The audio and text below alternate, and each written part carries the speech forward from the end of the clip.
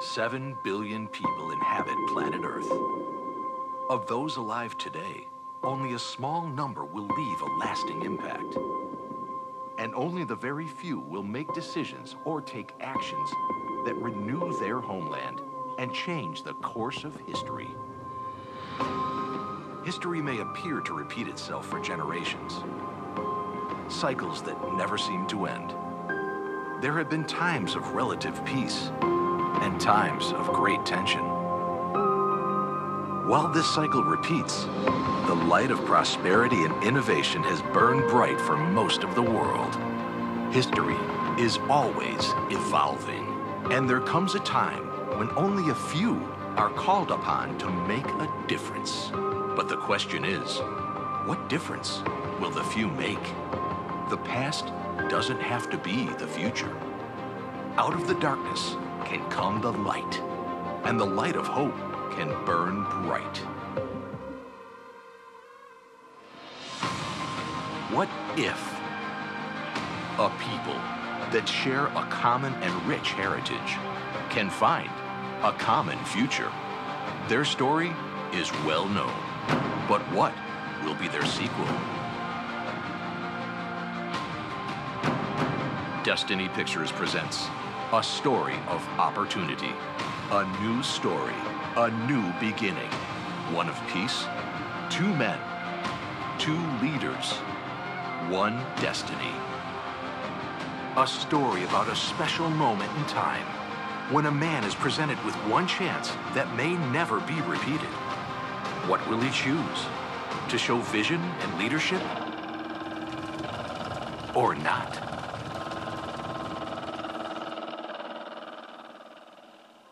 There can only be 2 results. One of moving back,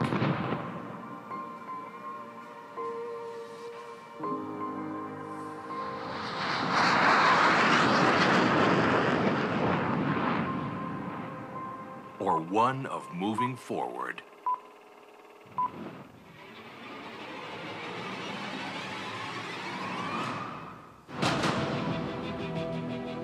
A new world can begin today.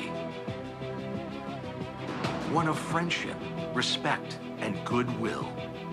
Be part of that world, where the doors of opportunity are ready to be opened. Investment from around the world, where you can have medical breakthroughs, an abundance of resources, innovative technology, and new discoveries. What if? Can history be changed? Will the world embrace this change? And when could this moment in history begin? It comes down to a choice. On this day, in this time, at this moment, the world will be watching, listening, anticipating, hoping. Will this leader choose to advance his country and be part of a new world? Be the hero of his people? Will he shake the hand of peace and enjoy prosperity like he has never seen? A great life or more isolation? Which path will be chosen? Featuring President Donald Trump and Chairman Kim Jong-un in a meeting to remake history, to shine in the sun. One moment, one choice. What if? The future remains to be written. Ladies and gentlemen, the President of the United States, Donald Trump.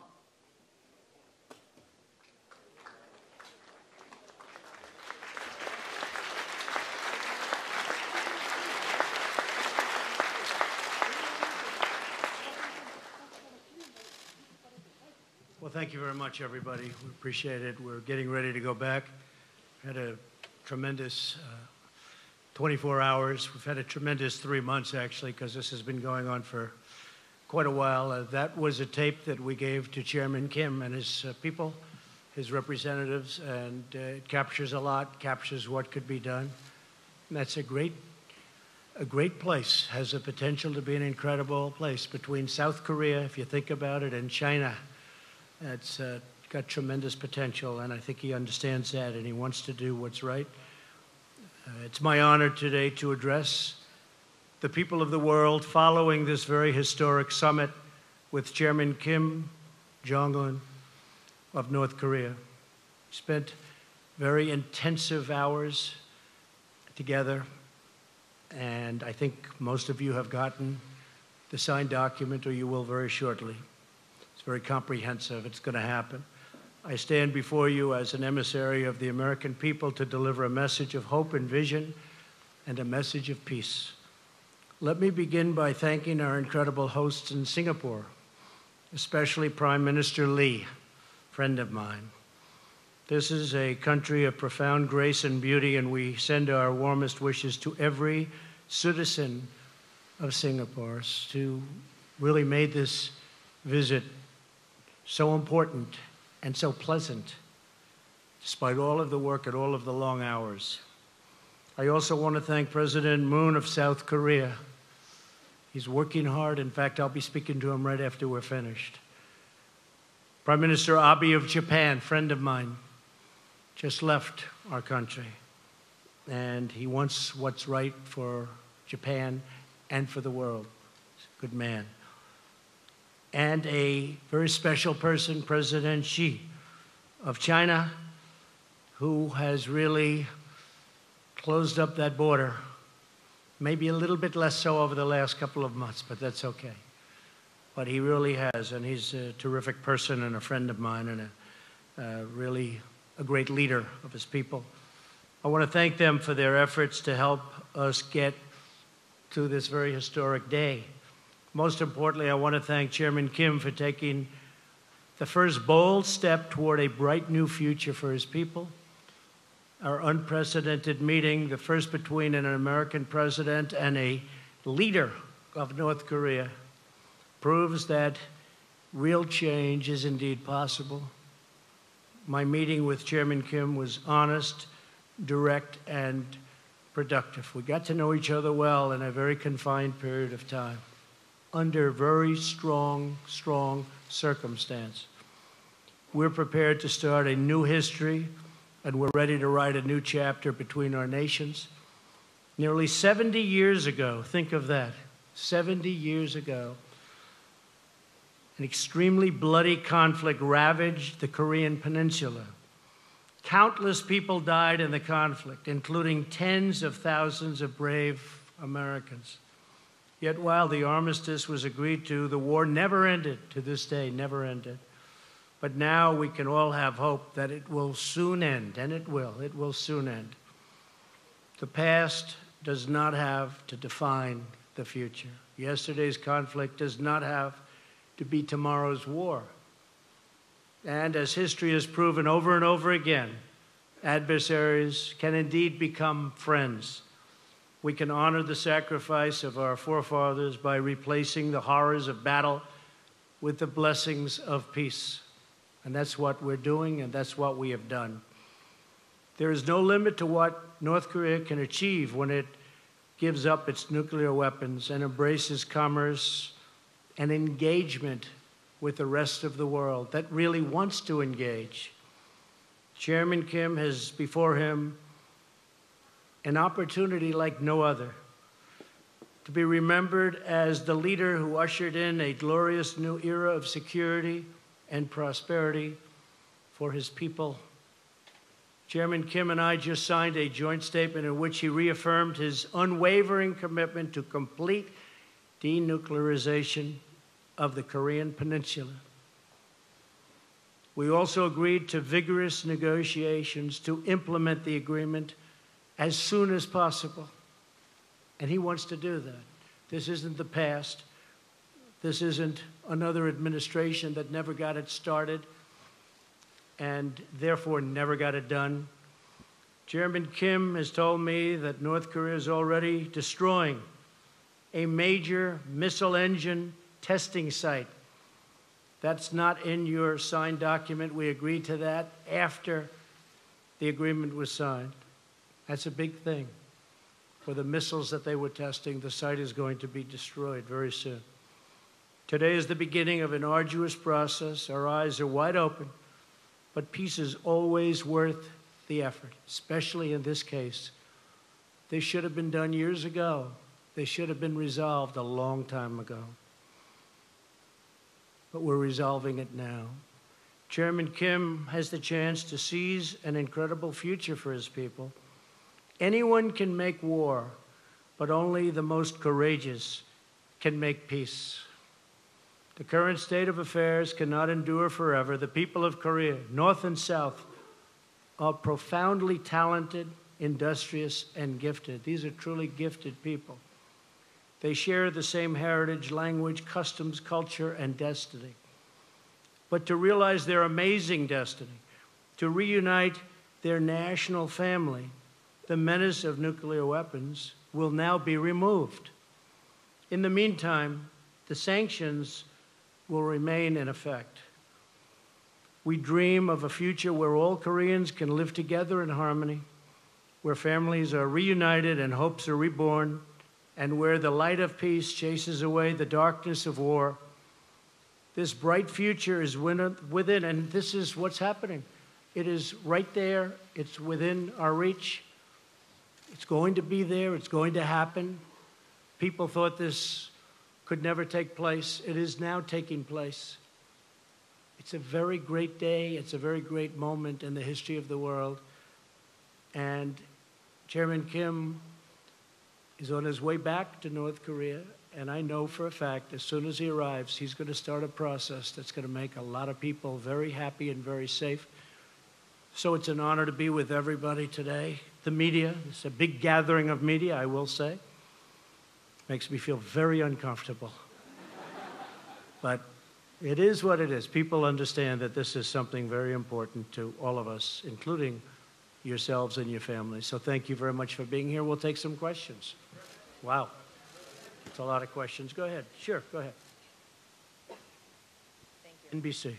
Thanks, Mr. President. 2 questions for you, if you don't mind. First, the man you met today, Kim Jong-un, as you know, has killed family members, has starved his own people, is responsible for the death of Otto Warmbier. Why are you so comfortable calling him very talented? Well, he is very talented. Anybody that takes over a situation like he did at 26 years of age and is able to run it and run it tough. I don't say he was nice or I don't say anything about it. He ran it. Very few people at that age, you can take 1 out of 10,000 probably couldn't do it. Otto Warmbier is a very special person, and he will be for a long time in my life. His parents are good friends of mine. I think without Otto, this would not have happened. Something happened from that day. It was a terrible thing. It was brutal. But a lot of people started to focus on what was going on, including North Korea. I really think that Otto is someone who did not die in vain. I told this to his parents. Special young man, and I have to say, special parents, special people. Otto did not die in vain. He had a lot to do with us being here today. Okay? Thank you very much. Mr. President. That second question for you, sir, was on the security. Second question, sir, on the security assurances you talked about in your statement. Can you be specific about what assurances you are willing to give to Kim Jong-un? Does that include reducing military capabilities? And just to follow up on your answer. No, we're not reducing anything. We're not reducing. At some point, I have to be honest, and I used to say this during my campaign, as you know probably better than most. I want to get our soldiers out. I want to bring our soldiers back home. We have right now 32,000 soldiers in South Korea. And I'd like to be able to bring them back home. But that's not part of the equation right now. At some point, I hope it will be, but not right now. We will be stopping the war games, which will save us a tremendous amount of money, unless and until we see that the future negotiation is not going along like it should. But we'll be saving a tremendous amount of money. Plus, I think it's very provocative. Yes, John? Yes, John, go ahead. Oh, go ahead. I'm sorry. I thought you were John Roberts. I looked at you. You looked just much better, right? We're frequently confused, Mr. President. Yes. Mr. President, the joint statement does not talk about verifiable or irreversible denuclearization. Yeah. Is that a concession on the part of the United States? No, not at all, because if you look at it, I mean, it said we are going to, let's see here, it will be gone.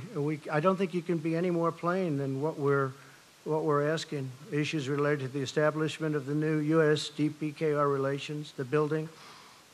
We talk about the guarantees, and we talk about unwavering commitment to the complete denuclearization of the Korean Peninsula. This is the document that we just signed. Did you discuss with Chairman Kim methods to verify, either with the United States or international organizations, that very process? And do you have a timetable Yes, in we mind? did. And we'll be verifying. That to us? Yeah, we'll be verifying. It'll be verified. How is that going to be achieved, Mr. President? Well, it's going to be achieved by having a lot of people there. And as we develop a certain trust, and we think we have done that, Secretary Pompeo's been really doing a fantastic job, his staff, everybody. As we do that, we're going to have a lot of people there, and we're going to be working with them on a lot of other things. But this is complete denuclearization of North Korea, and it will be verified. Will those people be Americans or international? Combinations of both. Agency people. Combinations of both. And we have talked about it, yes. Yeah, go ahead. Be nice. Be respectful. I'll be very respectful, sir. What did Kim Jong-un say to you to give you the confidence that for once in the history of North Korea, they are not cheating the system and gaming the world and gaming the people who will have to go in and make sure that they're actually giving up their nuclear arsenal? Yeah, I mean, very fair question. He actually mentioned the fact that they proceeded down a path in the past, and ultimately, as you know, nothing got done. In one case, they took billions of dollars during the Clinton regime, took billions of dollars, and nothing happened. That was a terrible thing. And he actually brought it up to me. And he said, we have never gone this far. I don't think they've ever had the confidence, frankly, in a president that they have right now for getting things done and having the ability to get things done. And he was very firm in the fact that he wants to do this. I think he might want to do this as much or even more than me, because they see a very bright future for North Korea. So you never know, right? We never know. But I'll tell you what, we signed a very comprehensive document today, and I think most of you have been given that document. But we signed a very, very comprehensive document, and I believe he's going to live up to that document. In fact, when he lands, which is going to be shortly, I think that he will start that process right away. I do. I can only say that I know him for really well. It's been very rhetorical, as you know. I think without the rhetoric, it wouldn't have happened.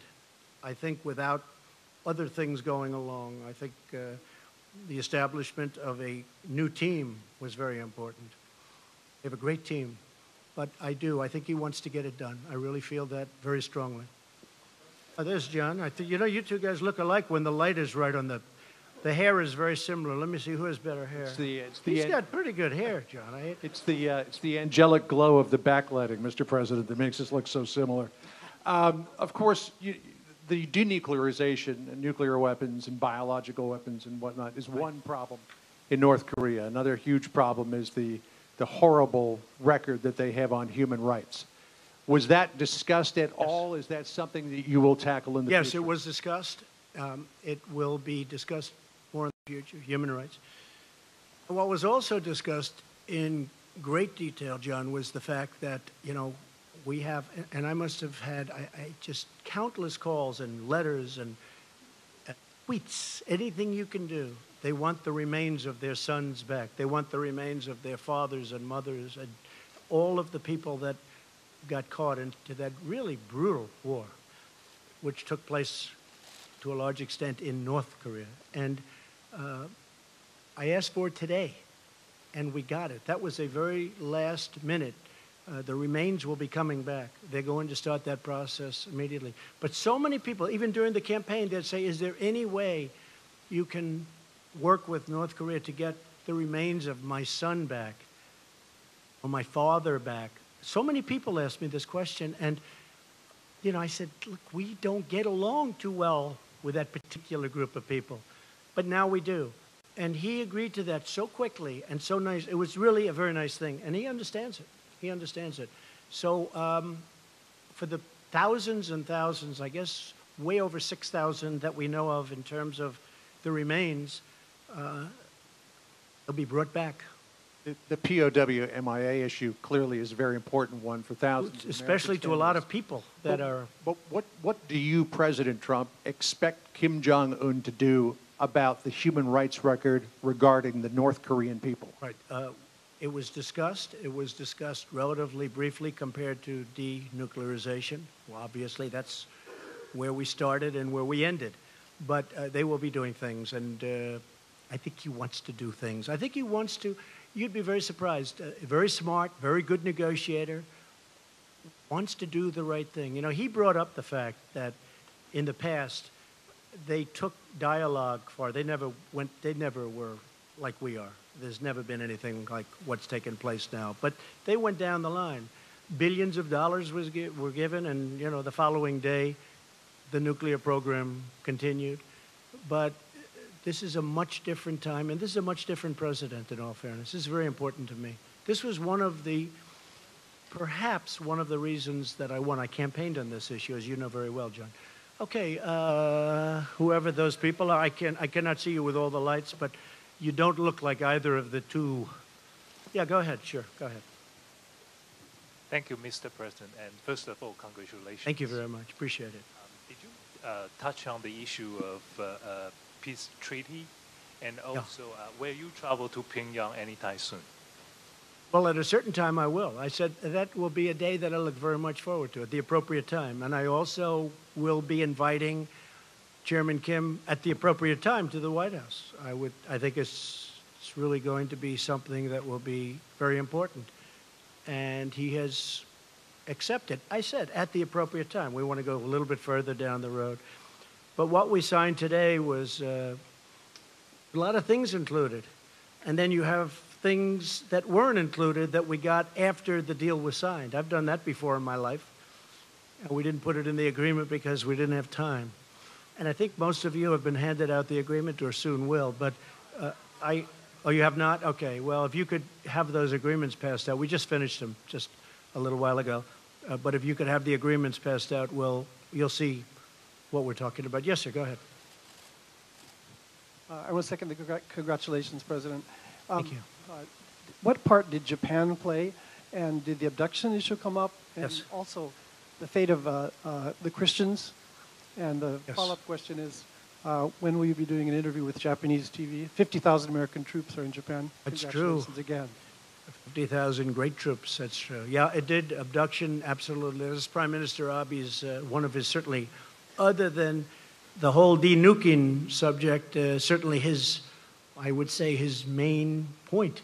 And I brought it up, absolutely. And they're going to be working on that. It will be. We didn't put it down in the document, but it will be worked on. Christians, yes, we brought it up very strongly. You know, Franklin Graham spent and spends a tremendous amount of time in North Korea. He's got it very close to his heart. It did come up, and things will be happening. Okay? Thank you. Great question. Yes, John, go ahead.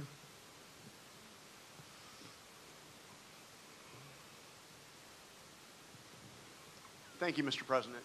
Thank you, John.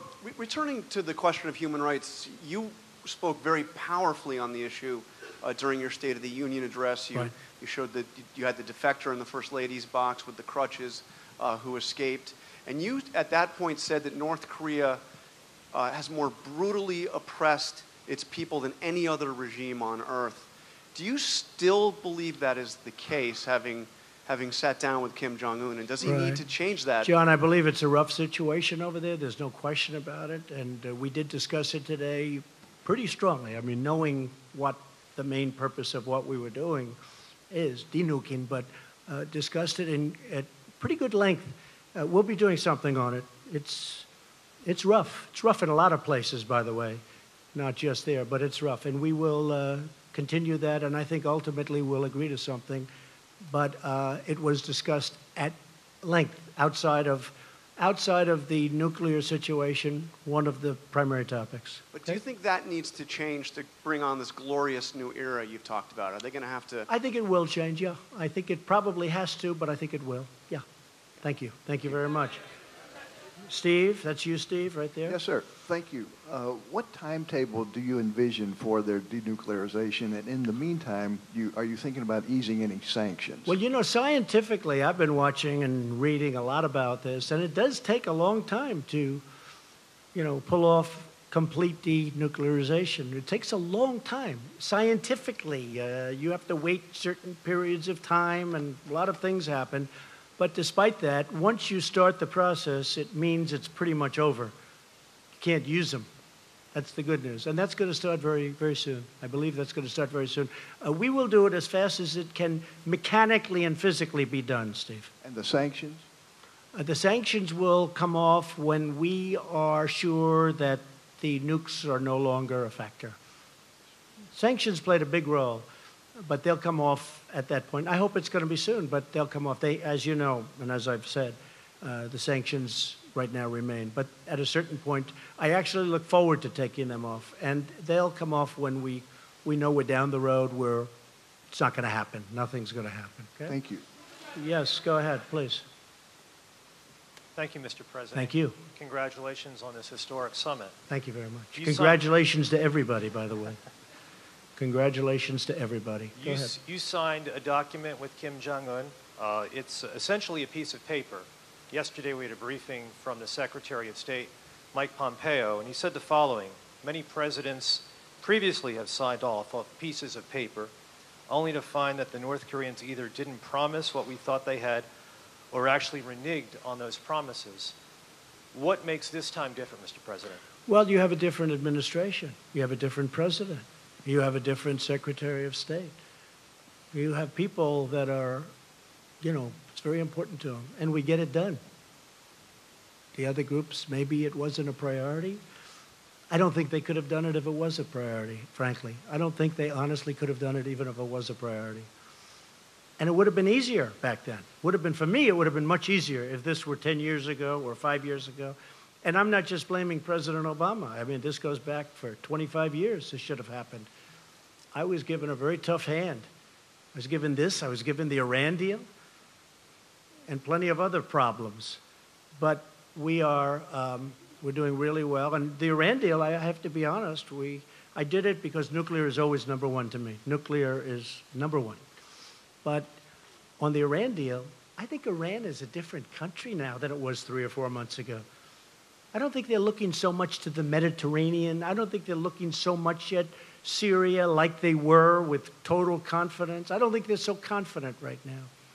But I hope, with that being said, I hope that at the appropriate time, after the sanctions kick in, and they are brutal, what we've put on Iran, I hope that they're going to come back and negotiate a real deal, because I'd love to be able to do that. But right now it's too soon for that. Yes, Mr. please. President, you also did talk about establishing diplomatic relations, Yeah. exchanging ambassadors. How long before that happens? Good question. Hopefully soon, but we'll have to get things moving first. A little bit early for that. We have to get things moving. Yes, go ahead.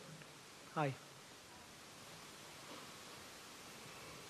Can you clarify, when you said you're stopping war games, so Yeah. you are stopping the military exercises with South Korea? Yeah, Can we've you done let me know? exercises for a long period of time, working with South Korea. And we call them war games, and I call them war games, and they're tremendously expensive. The amount of money that we spend on that is incredible. And South Korea contributes, but not 100%, which is certainly a subject that we have to talk to them about also. And that has to do with the military expense and also the trade. So we're doing that. We actually have a new deal with South Korea in terms of the trade deal, but we have to talk to them. We have to talk to many countries about treating us fairly. But the war games are very expensive. We pay for a big majority of them. We fly in bombers from Guam. I said it when I first started. I said, where do the bombers come from? Guam, nearby. I said, oh, great, nearby. Where's nearby? 6.5 hours. 6.5 hours, that's a long time for these big, massive planes to be flying to South Korea to practice and then drop bombs all over the place and then go back to Guam. I know a lot about airplanes. It's very expensive. So and I didn't like it. And what I did say is, and I think it's very provocative. I have to tell you, Jennifer, it's a very provocative situation when I see that, and you have a country right next door. So under the circumstances that we're negotiating a very comprehensive, complete deal, I think it's inappropriate to be having war games. So number one, we save money a lot. And number two, it really is something that I think they very much appreciated. Does North Korea give you something in return, though? Well, we've gotten, you know, I've heard that. I mean, some of the people that, I don't know, maybe they really mean it. I don't always want to go against the press because I just don't, especially not today. This is too important. But I noticed that some of the people were saying that the president has agreed to meet. He has given up so much. I gave up nothing. I'm here. I haven't slept in 25 hours, but I thought it was appropriate to do because we've been negotiating for literally round the clock with them and with us and with John and with Mike and a whole team of very talented people. But we haven't given up anything other than, you're right, I agreed to meet. And I think the meeting was every bit as good for the United States as it was for North Korea. But I just wrote down some of the things we got. And they, you know, they got a meeting. But only a person that dislikes Donald Trump would say that I've agreed to make a big commitment. Sure, I've agreed to take a period of time and come here and meet, and that's good. But I think it's great for us and as a country, and I think it's good for them. But what did they do to justify this meeting? Secured commitment for complete denuclearization. That's the big thing. They secured the release of 3 American hostages. They already gave them to us 2 months ago. These people are now living happily back in their homes with their families. And it was pretty rough for them, to put it mildly. Secured the commitment to recover the remains, including, these are of fallen heroes. And they're giving a commitment. They're starting it immediately to recover the remains. And I just went through how many people asked me about it. I was amazed, actually. So many people would ask me, is it possible? Is it possible? At that time, we had no relationship to Chairman Kim or to anybody else in North Korea. You know, it was a very closed society. So we're getting the remains back. Secured the halt of all missile and nuclear tests. For how long has it been? 7 months? You haven't had a missile go up. For 7 months, you haven't had a nuclear test. You haven't had a nuclear explosion. I remember a nuclear event took place, 8.8 on the Richter scale. And they announced, I heard it on the radio, they announced that a massive, you know, earthquake took place somewhere in Asia.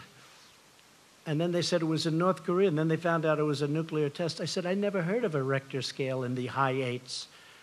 And if you look, there has been no missile launches. They've blown up their missile area that's going to take place. That has not been written into the contract. We're going to give you the exact details on that.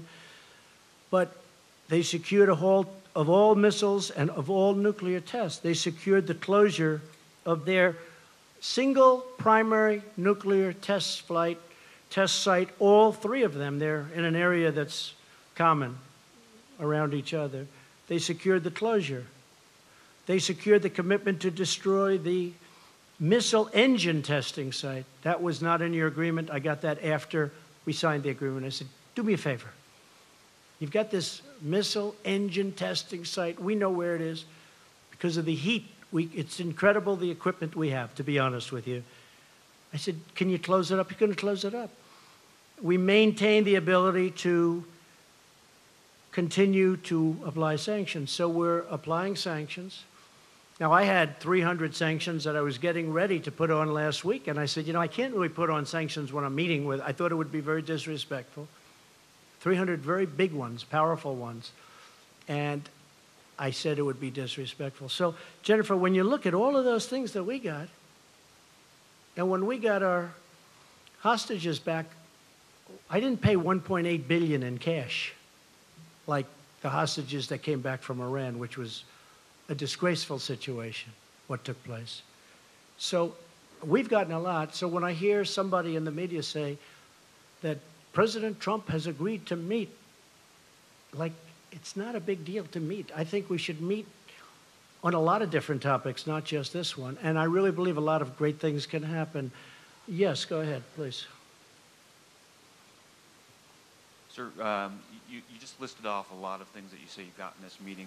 It wasn't too long ago, though, that you said you defined success of this meeting by North Korea giving up its nuclear weapons. Well, that's what they're doing. Well, can you talk about how sure, you... Sure, that's what they're doing. Well, I mean, I don't think Kim Jong-un for a complete, verifiable, irreversible I didn't denuclearization, honestly, and can you say why you didn't secure those details in this agreement? Because there's no time. I'm here one day. We're together for many hours intensively, but the process is now going to take place. And I would be surprised, Mike, if they haven't even started already. They have started. They blew up their sites. They blew up their testing site. So, but I will say, he knew prior to coming. You know, this wasn't like a surprise. It wasn't like we'd never discussed it. We discussed it. Mike discussed it very strongly with his counterpart in North Korea. They knew that this was, let's say they didn't agree to that, I couldn't sign any agreement. There was no agreement that could have been signed. So they understood that. And it wasn't a big point today because really this had been taken care of more than any other thing because it was all about this. This has been taken care of before we got here. So when we brought that up today, you see the language, it's very strong. It's in the document. Yes, ma'am. Thank you, Mr. President. Could you talk about the military consequences for North Korea if they don't follow through on the commitments that you're talking about? Well, I don't want to talk. Yeah, I know. That's a tough thing to talk about because I don't want to be threatening. I don't want to be threatening. They understood that. And you've seen what was perhaps going to happen. And you know, Seoul has 28 million people. We think we have big cities. You look at New York where it has 8 million people. We think it's a big city. Seoul has 28 million people. Think of that. And it's right next to the border. It's right next to the DMZ. It's right there. I mean, if this would have happened, I think, you know, I've heard, 100,000 people. I think you could have lost 20 million people, 30 million people. This is really an honor for me to be doing this because I think, you know, potentially you could have lost, 30, 40, 50 million people. The city of Seoul, one of the biggest cities in the world, is right next to the border. You once spoke about fire and fury. Is that no longer the case? Well, at that time we needed perhaps fire and fury because we could not have allowed that kind of capability from the standpoint of the United States. And certainly Japan wasn't going to allow it either. Japan is right next door. One more thing, Mr. President, could you tell us about the video that you showed before this? Yeah. When did you show that to Kim? What was the goal Today. there? Yeah. We had it made up by some, I hope you liked it. I thought it was good. I thought it was interesting enough to show. One in English and one in Korean. And we had it made up. I showed it to him today, actually during the meeting, toward the end of the meeting. And I think he loved it. They were given, we didn't have a big screen like you have the luxury of having. We didn't need it because we had it on a cassette and an iPad, and they played it. And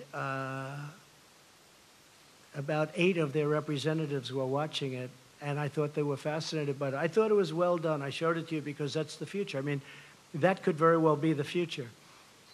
And the other alternative is just not a very good alternative. It's just not good. But I showed it because I really want him to do something. Now, I don't think I had to show it because I really believe he wants to, I think he wants to get it done. Yes, go ahead. How's Staten Island Ferry doing, okay? He wrote the best story about me with the Staten Island Ferry, and after that, he's never written a good story. It's a long time ago, sir. I don't know what happened. It's a long time ago. Mr. President, it's been a busy week for you on the international stage. You're leaving this summit here in Singapore having determined that Kim Jong-un is a talented man.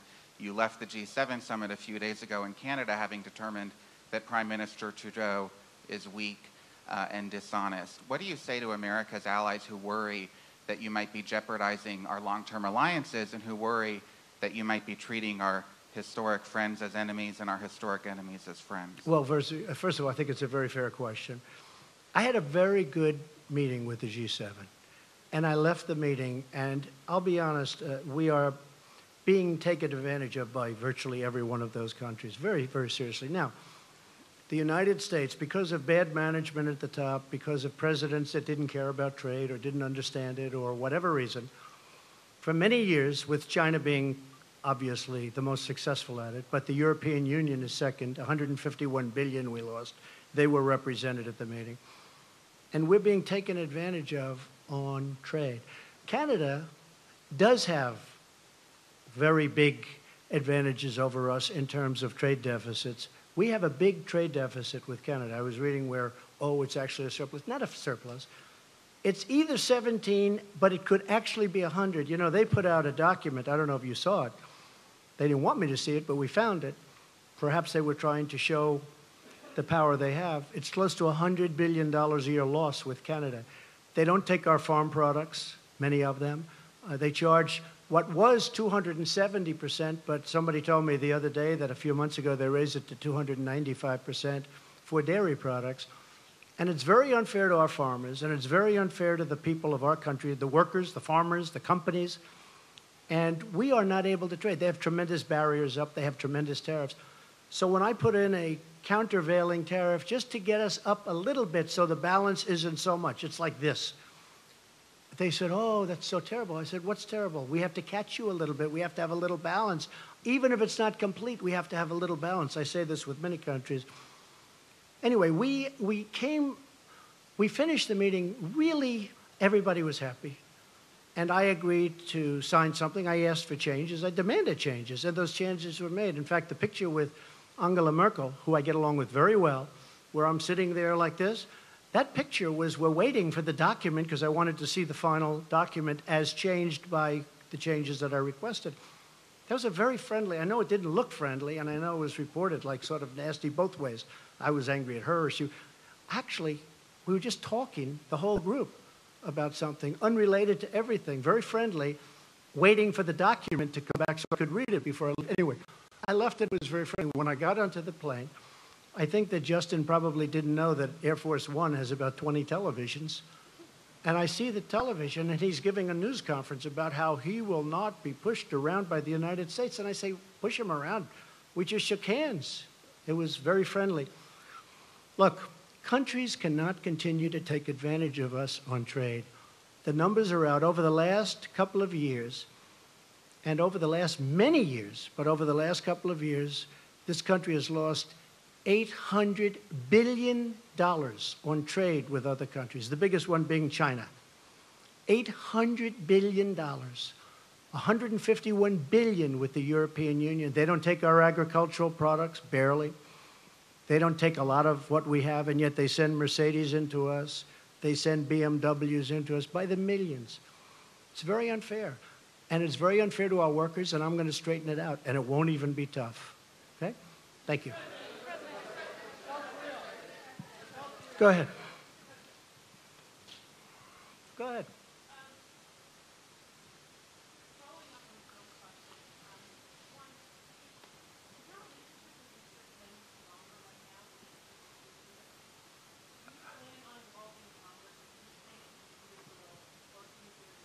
I would like to involve Congress, yes. And no, I have a good relationship with Justin Trudeau. I really did. Other than he had a news conference that he had because he assumed I was in an airplane and I wasn't watching.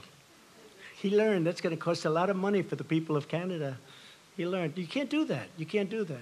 We left. We had a very good relationship. I've had a good relationship with Justin. I have a good relationship with all. I have a very good relationship with Angela Merkel. But on NATO, we're paying 4.2%. She's paying 1% of a much smaller GDP than we have. We're paying 4.2% on a much larger. We're paying for, I mean, anyone can say from 60 to 90% of NATO. And we're protecting countries of Europe. And then on top of it, they kill us on trade. So you just can't have it that way. It's unfair to our taxpayers and to our people. But no, I have a good relationship with Justin, and I have, I think, a very good relationship with Chairman Kim right now. I really do. I think, I hope it's good, because if it is, we're going to solve a very big problem. I think we've gone a long way to solving it today. Should we keep going for a little while? I don't know. It's up to the legendary Sarah Huckabee Sanders. Should we keep going, Sarah? Okay, we'll go. Well, I don't care. Hey, You know, it just means we get home a little later in the evening, right? Yeah, go ahead. Sure, go ahead. Go ahead. Hi, Mr. President. How are you? I'm good. From the Straits Times of Singapore. Welcome to the country. Thank you very much. I hope you enjoyed our food. Beautiful country, I did. I just wanted to find out, you described this as a process. What is the immediate next step? Is there some ongoing dialogue Yes. with the North Oh, we're getting Korean? together next week to go into the details. And that's our Secretary official Pompeo, level? yeah, next week with John Bolton and our entire team to go over the details and to get this stuff done. We want to get it done. He wants to get it done. We're also working very much with South Korea. We're working with Japan. We're working with China to a lesser extent, but we're working with China. And you're coming back to Singapore? I would come back gladly. Your prime minister was fantastic. We were with him yesterday. He's done a great job. It was very welcoming. It really probably it probably made a difference, actually. It's a great place. Thank you very much. Thank you, Mr. Yes, President. ma'am. Thank you, Mr. President. What was it about that first interaction with Chairman Kim this morning that made you decide not to walk away after you said that you would know within the first minute if he was sincere about I've said that about denuclearization? relationships. I've said that about people. You know, in the first second, now I was generous, I said 5 seconds, but you know, in the first second, in some cases, sometimes that doesn't work out. But sometimes it does.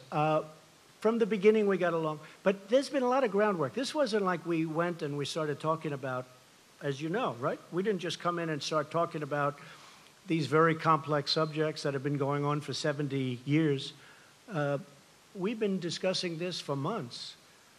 And, you know, once the rhetoric stopped, once they did a great thing.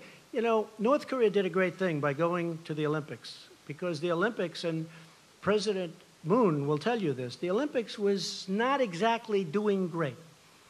People didn't feel like being bombed out of the opening ceremonies. You know, they weren't exactly selling tickets. And as soon as the Chairman Kim, said, let's participate in the Olympics, it sold like wildfire and was a great success as an Olympics. It was a great success. He did a great thing. But since that time, pretty much since that time, because as you know, a delegation came from South Korea who had just met with North Korea. They came to the White House. They told me lots of things, including the fact that they'd be willing to denuke. We have one of their great people here today, that they were willing to denuke. And once that started, we have been really talking about that from the end of the Olympics, when the whole delegation came to say various things, including denuking. If I may, a second question. In the document that you signed earlier today, North Korea agreed to commit to denuclearization. To borrow a phrase that you have used to criticize your predecessors and political opponents, how do you ensure that North Korea is not all talk, no action Well, going I think, forward? can you ensure anything? Can I ensure that you're going to be able to sit down properly when you sit down? I mean, you can't ensure anything. All I can say is they want to make a deal. That's what I do. My whole life has been deals. I've done great at it. And that's what I do. And I know when somebody wants to deal, and I know when somebody doesn't. A lot of politicians don't. That's not their thing. But it is my thing. I mean, again, this really could have been done, I think, easier a long time ago. But I know I just feel very strongly, my instinct, my ability or talent, they want to make a deal. And making a deal is a great thing for the world. It's also a great thing for China, because I can't imagine that China is happy with somebody having nuclear weapons so close. So, China was very helpful. So I think he wants to make a deal. Can anybody be certain? But we're going to be certain soon, because the negotiations continue. Okay? Thank you very much. Go ahead. You mentioned that you have raised extensively the issue of human rights with Chairman Kim. I wonder what you would say to the group of people who have no ability whatsoever to hear or to see this press conference, the 100,000 North Koreans kept in a network of gulags. Have you betrayed them by legitimizing the regime in Pyongyang? No, I think I've helped them, because I think things will change. I think I've helped them. There's nothing I can say. All I can do is do what I can do. We have to stop the nuclearization. We have to do other things, and that's a very important thing. So at a certain point, hopefully you'll be able to ask me a much more positive question or make a statement. But not much I can do right now. At a certain point, I really believe he's going to do things about it. I think they are one of the great winners today, that large group of people that you're talking about. I think ultimately they're going to be one of the great winners as a group. Yes, sir, go ahead. Go ahead. Yeah. Would you ever consider removing the sanctions without significant improvement in the human rights situation? No, I want significant improvement. I want to know that it won't be happening. And again, once you start that process, there'll be a point at which, even though you won't be finished for a while because it can't happen scientifically or mechanically, but you're not going to be able to go back. You know, once we reach that point, I'll start to give that very serious thought. Yes, go ahead. Go ahead. Go ahead. You first. Mr. President, did you also discuss the cost of denuclearization and how North Korea is about to foot the bill while the crippling sanctions remain in place? I'm from Channel News Asia, Singapore. Well, I think that South Korea and I think that Japan will help them very greatly. I think they're prepared to help them. They know they're going to have to help them. I think they're going to help them very greatly. We won't have to help them.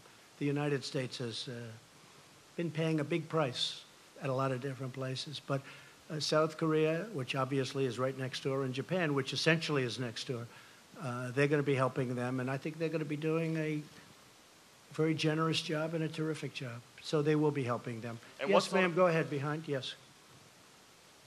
Thank you, Mr. President. Thank you. I'd like to follow up on Steve's question. He asked you how long it would take to denuclearize the Korean Peninsula.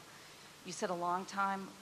What does that mean? Well, I don't know when you say a long time. I think we will do it as fast as it can be done scientifically, as fast as it can be done mechanically. I don't think, I mean, I've read horror stories. It's a 15-year process, okay? Assuming you wanted to do it quickly, I don't believe that.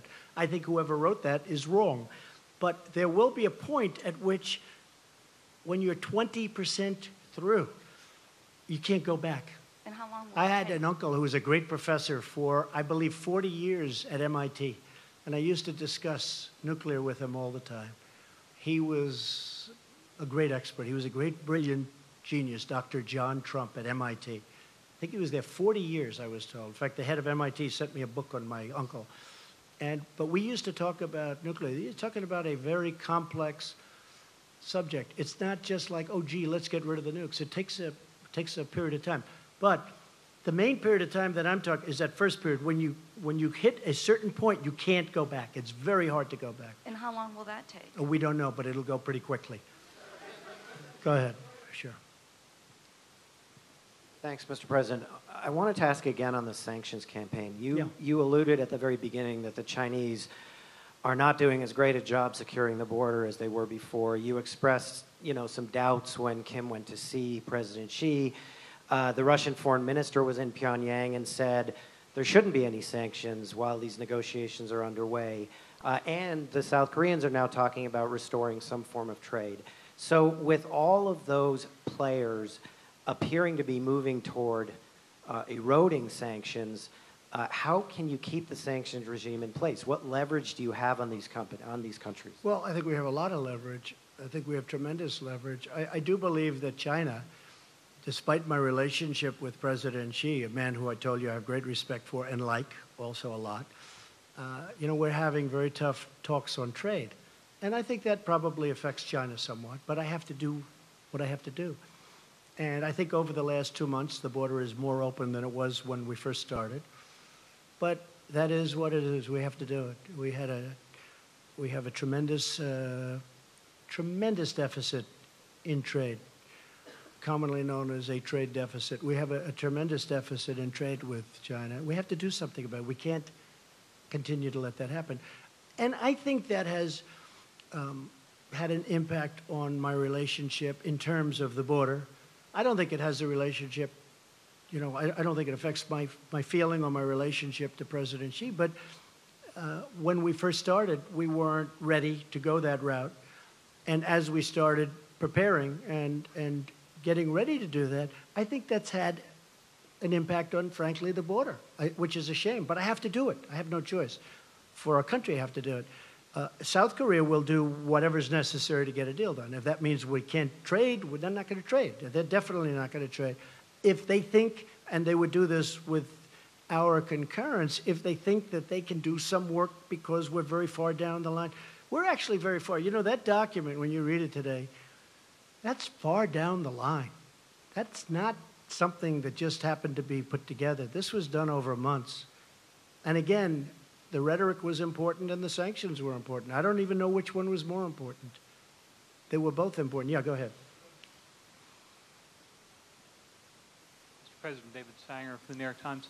I was wondering if you could give us some sense of whether the Chairman Kim told you how many nuclear weapons he believes he's made, whether he's willing to turn those over first, and then whether in your mind you need to do more than was done in the Iran deal for actually dismantling the both the uranium and the plutonium processes, and whether or not you had a sense that Chairman Kim really understood what that involved and had a timetable in his own mind of shutting that. Well, David, I can tell you he understands. He understands it so well. He understands it better than the people that are doing the work for him. That is an easy one. As far as what he has, it's substantial, very substantial. The timing will go quickly. I believe you'll see some good action. I mean, as an example, one of the things with the missile site, I think you're probably surprised to hear that. That was a throw-in at the end, the missile site. But I really believe, David, that it's going to go very quickly. I really believe that it's going to go fast. And it is a very substantial arsenal. There's no question about it. You know, I used to say, maybe it's all talk and no action. But we have pretty good intelligence into that, although probably less there than any other country. You understand that maybe better than anybody in the room.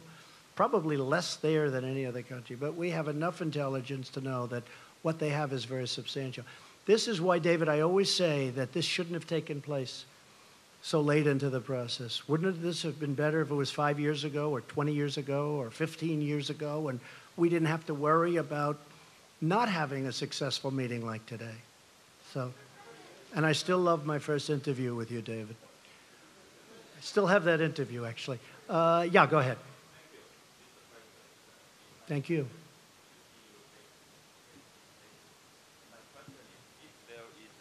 Summit, that's okay. If there is a second summit with the Chairman Kim Jong-un, will it be in Pyongyang or what's the... We haven't set that up. We'll probably need another summit. We'll probably need, or meeting, we could use a different term, but we'll probably need another one. We'll probably, I will say this, we're much further along than I would have thought. I did not think we'd be here. I thought, and I've told people, I didn't want to build up people's hopes too much. I told people, I thought that this would be a successful meeting if we got along, we developed a relationship, and we could have maybe gotten to this point in 3 or 4 months from now. But it really happened very quickly. A lot of that was because of the foundation that was, you know, put down before we met. A lot of things happened very fast. We didn't have, as an example, bringing back the remains. That was not one of the things that was on our agenda today. I brought it up at the very end, because so many people had talked to me about it. And I brought it up at the very end, and he was really very gracious. Instead of saying, well, let's talk about it the next time, he said, it makes sense, we will do it. And he knew, you know, they know where many of those incredible people are, where they're buried, along roads, along highways, along paths, usually, because our soldiers were moving back and forth and they had to move rapidly. It's very sad. But he knew, and that was brought up at the very end. And, you know, it was really great that he was able to do it. A lot of people are going to be very happy about that. Yes, go ahead, please. Thank you, Mr. President. Thank you. Emerald Robinson, One American News. Congratulations. Thank you. Thank you for the nice way you treat us. We appreciate it. Really, it's very good. It's really beautiful what you do. Go ahead. So you And now I'll probably get this killer question. Well, I do want to talk about the future of North Korea, it's all right. specifically the people. Kim Jong-un is saying he's wanting a brighter future with prosperity for his people, yet we know they've lived under oppression. You showed him this video of what the future could be like, but do you have an idea specifically of the model that he would like to go towards? Economically, is he open to more economic freedom? It's a good question. So you saw a tape today, and that I think was done really well, but that was done at the highest level of future development. I told him, you may not want this. You may want to do a much smaller version of this. I mean, you're going to do something, but you may want to do a smaller version. You may not want that with the trains and the everything, you know, super, everything the top. And maybe you won't want that. It's going to be up to them. It's going to be up to them. It's going to be up to the people what they want. They may not want that. I can understand that too. But that was a version of what could happen, what could take place. As an example, they have great beaches. You see that whenever they're exploding their cannons into the ocean, right? So I said, boy, look at that beach. Wouldn't that make a great condo behind? And I explained, I said, you know, instead of doing that, you could have the best hotels in the world right there. Think of it from a real estate perspective. You have South Korea, you have China, and they own the land in the middle. How bad is that, right? It's great. But I told them, I said, you may not want to do what's there. You may want to do a smaller version of it, or, you know, and that could be. Although I tell you what, he looked at that tape, he looked at that iPad, and I'm telling you, they really enjoyed it, I believe. Okay? Yeah, go ahead. A couple of more. Okay, we'll do 3 more. Yeah, go ahead. Go. Brian Bennett from Time Magazine. Yes, hi, Brian. Do you Am I now undercover see- again this week? Boy, have I been so many It's entirely covers. possible. Huh? I know. Do That's you okay. now see Kim Jong-un as an equal? In what way? You just showed a video that showed you and Kim Jong-un on equal footing in discussing the future of the No, country. I think that I don't view it that way. See, I don't view it that way. I'll do whatever it takes to make the world a safer place. If I have to say I'm sitting on a stage, I mean, I understand what you're getting at. If I have to say I'm sitting on a stage with Chairman Kim, and that's going to get us to save 30 million lives, could be more than that. I'm willing to sit on the stage. I'm willing to travel to Singapore very proudly, very gladly. Again, I you know, other than the fact that it is taking my time, they have given up a tremendous amount. They've given it up even before, and even add the Olympics to it. You know, you could add the Olympics to the question. They went to the Olympics. They took an Olympics that was going to be a massive failure, that maybe wouldn't have even opened. And they made it a tremendous success by agreeing to participate. Add that to the list of things that they've done. So, Brian, if I can save millions of lives by coming here, sitting down, and establishing a relationship with someone who's a very powerful man, who's got firm control of a country, and that country has very powerful nuclear weapons, it's my honor to do it. Are you concerned that the video you just showed could be used by Kim as propaganda to show him as No, an I'm equal not to the United concerned at States? all. We can use that video for other countries. Go ahead. Mr. President, in the year 2000, President Clinton got a request by Kim Jong-il. Got impressed? Got a request Oh. from Kim Jong-il to travel to Pyongyang and meet him. And Clinton refused. He sent the Secretary of State Albright. Yeah, he did a great deal. And he And- spent $3 billion and got nothing. And They you- started making nuclear weapons. Mr. President, the and day you, on later. the other hand, got the request and right away went here to meet him. And do you understand those people who say that you gave him the ultimate present, a legitimacy to a regime who oppress its people without an ongoing process before you, as a U.S. president, as the leader of the free world, meet, shake hands with this leader of North Korea who is perceived to be oppressing brutally his own people? Okay, good. I think we just answered the But do you question. understand these people? I understand it much better than you do. Okay, yeah, go ahead. Go ahead. Thank you very much. Yes. Thanks, Mr. President. Eliana Johnson with Sure. Politico. Hi. Hi. You mentioned a couple specific concessions that you got from Kim, the return of remains and the destruction of the nuclear site. And I know you said that was And an much add-on. more, and much more than that. Yeah, I know you said the last thing was an add-on and it wasn't in the agreement, but that he gave you his word. If he doesn't follow through on these things, what are you prepared to do in response, and will you lose faith in this process? No, I think he'll do it. I really believe that. Otherwise, I wouldn't be doing this. I really believe, and it was really the engine testing site, in addition to all of the other things that they've agreed to do. It was the They have a very powerful engine testing site that, again, we're able to see because of the heat that it emits. And yeah, I'm able to, I'm very happy. I'll tell you what, I'm very happy with those 2 points, the 2 points you mentioned, but I think you might be referring to the thing that's not in, which is the engine testing site. Honestly, I think he's going to do these things. I may be wrong. I mean, I may stand before you in 6 months and say, hey, I was wrong. I don't know that I'll ever admit that, but I'll find some kind of an excuse. Okay, one more. Come on. But Yeah, go ahead. Go ahead, sure. Thanks, Mr. President. Thank you. Thank you. Jennifer Chen with Shenzhen Media Group China. I just would like to know, will you call Chinese presidency when you come back to D.C. Yes. To discuss about the achievements you made today with Yes. Chairman Kim? And I will. what's your expectation about China's role to accelerate the process to establish the long-term peace mechanism? Well, my expectation about China is that China is a great country with a great leader and a friend of mine. And I really believe that he's happy that we've made this kind of progress. And I've heard from him. But I will be calling him very shortly, maybe even before I land. Okay? And I have to say, you know, and the United States is a great country. And we have set records economically, over $7 trillion in net worth addition to what we have. And we are almost twice the size of the economy of the United States. Nobody talks about this because you do hear a lot about China, rightfully so. But the United States now is almost twice the size of the economy of China. We have a great country, and we're on a correct path. Okay, one more, that'll be it. Oh, South Korea? Where's South Korea? I think you deserve, go ahead, go. You deserve one, yes. You deserve one. I've got 2 questions for you, Mr. President. First, you mentioned earlier that you're going to talk with South Korean President Moon Jae-in over the Yes. phone. What do you plan to discuss with him? I just want to tell him about the meeting, very successful, and he'll be very much involved in the final negotiation.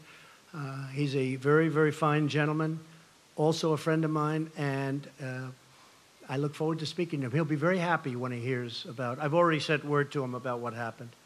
I sent the document to him, actually, and all of the details behind the document. So I'll be talking to him very shortly. If I may ask another question, in signing the peace treaty, do you plan to work this out with North Korea's Chairman Kim only, or what do you think about the involvement of South Korea and China as the signatories? I'd like to have them involved also. There's a question as to whether or not we're supposed to or whether or not we legally have to. I don't care. I think it would be great to have China involved and also, of course, South Korea. Okay? Thank you.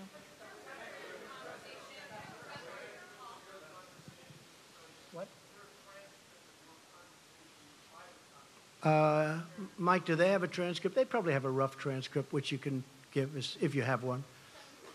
No, they didn't record it. I don't think they recorded it. Are there any recordings of it? I wish there were, because it is interesting stuff. Say it.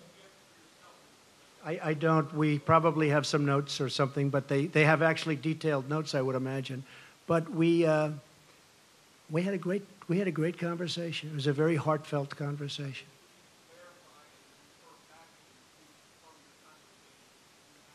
Yeah, well, I don't have to verify because I have one of the great memories of all time, so I don't have to. Okay. Okay. Yeah, but I don't want to discuss it. But what we did is we've had numerous discussions. We've had very important relationships established at Mike's level and other levels. In fact, a couple of people are here from, as you know, from North Korea. They're in the room. We have a few people in the back also from the room. So when we went into this final agreement, very importantly, we really didn't go in cold. We went in with tremendous relationship and tremendous knowledge, and I think that's why we got it done. So I'm going to head back. I don't know about you folks, but it's been a long time since I've taken it easy. So now we can take it a little bit easy, and then the work begins again. And I appreciate everybody being here. I hope we've answered your questions. And thank you very much. And sort of congratulations to everybody, because this is really, to me, it's a very important event in world history. And to be really true to myself, I have to add, I want to get it completed. So Mike, our whole team has to get to work and get it completed, because otherwise we've done a good job, but if you don't get the ball over the goal line, it doesn't mean enough, okay? So thank you, and sort of congratulations to everybody in the room. Thank you very much. Appreciate it. Thank you.